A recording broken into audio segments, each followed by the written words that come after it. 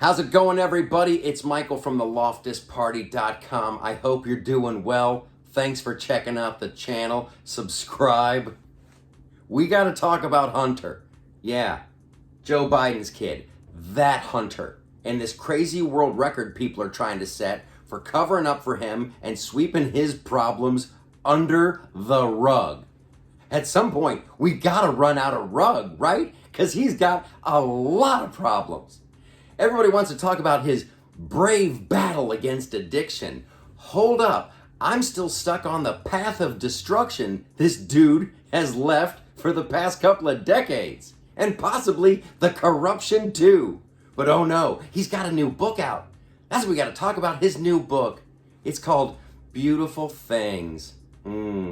That's so weird, because I have a book I'm working on that I call Crackheads I Can't Believe Aren't in Prison. So, of course, he goes on Kimmel, and Kimmel's doing his bit to make Hunter look good. He's treating him with kid gloves. He's like, wow, man, I read your book, and I can't believe you're still alive.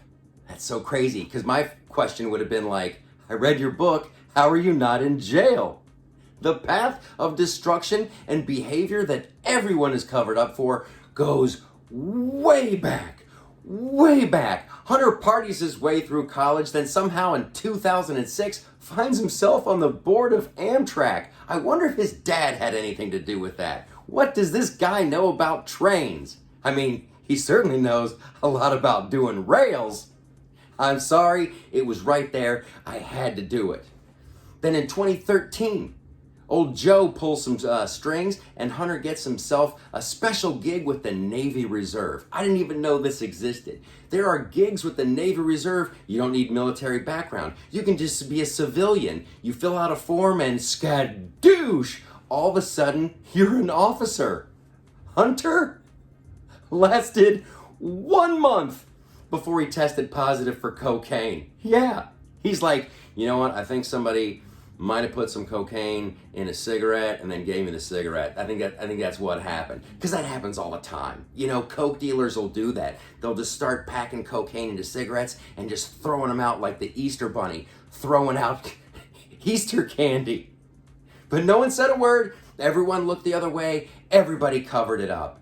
So he could get his deals going with China and his little lobbying group and all that good stuff. And then in 2014, because he's made so many good decisions, he's on the board of directors for Burisma Natural Gas. Yeah, the kid that just got kicked out of the Navy for testing positive for coke. Let's put him on the board of directors of a gas company. It all makes sense.